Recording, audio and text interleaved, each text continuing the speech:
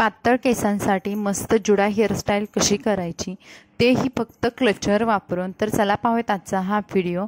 तर नमस्कार, पुन्हा एकदा स्वाती स्टाईलमध्ये तुमचं मनापासून स्वागत आहे। आणि आजच्या व्हिडिओमध्ये मी तुम्हाला दाखवणार आहे की ज्या मैत्रिणींचे केस पातळ आहेत किंवा मीडियम आहेत तर त्यांनी फक्त क्लचर वापरून आंबाडा जुडा हेअरस्टाईल कशी करू शकता तर ते आपण आजच्या व्हिडिओमध्ये पाहणार आहोत। तर चला पाहूयात आजचा हा व्हिडिओ।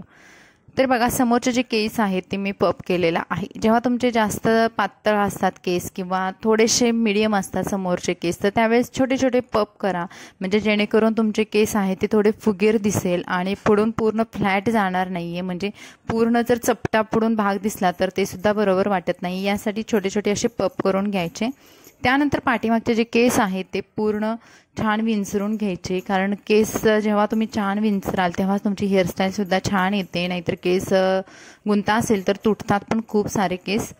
त्यानंतर पाठीमागचे केस असे विंचरून घेतले आणि मी एका रबर बँडने सिक्युअर करत आहे। आता इथे मी पोणी बांधलेली आहे, तर पोणी बघा एकदम मध्यम भागी बांधलेली आहे। म्हणजे कधी कधी मी जुडा हेअरस्टाईलला तुम्हाला मी बऱ्याच वेळा दाखवत असते की खालच्या साईडला मी पोणी बांधते, पण आज आपण इथे मध्यम साईडला मी पोणी बांधलेली आहे। त्यानंतर आपल्याकडे असा डोनट वगैरे नसेल किंवा पातळ केस असतील तर तुम्ही क्लचर वापरू शकता। आता बघा, हा क्लचर मी जिथे पोणी बांधलेली आहे त्याच्या खाली ठेवलेला आहे आणि तो वरच्या केसांनी पूर्ण माझा क्लचर आहे ते लपवून घेतलेला आहे, कारण आपल्याला क्लचर हा दिसू द्यायचा नाही हेअरस्टाईलमध्ये। त्यानंतर एका रबर बँडनी क्लचर आणि वरची पोणी मी सिक्युअर केलेली आहे, कारण हे केस हलू नये किंवा आतमधला क्लचर सुद्धा आहे तसाच घट्ट राहावा, यासाठी वरचे जे हेअर बँड आहे तो मी लावलेला आहे।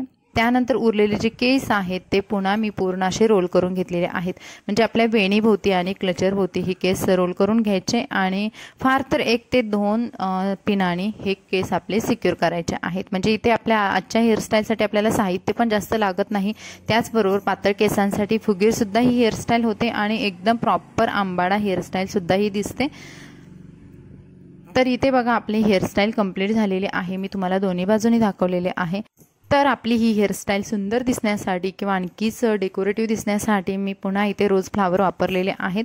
तर तुम्ही गजरा सुद्धा इथे वापरू शकता किंवा ओरिजिनल जर रोज फ्लावर असतील मोठे तर ते सुद्धा पूर्ण बाजूने तुम्ही वापरू शकता। तर हा पाठीमागचा आपला भाग होता आणि तुम्हाला हा हेअरस्टाईल कशी वाटली कमेंट्समध्ये नक्की सांगा। आवडली असेल तर लाईक करा।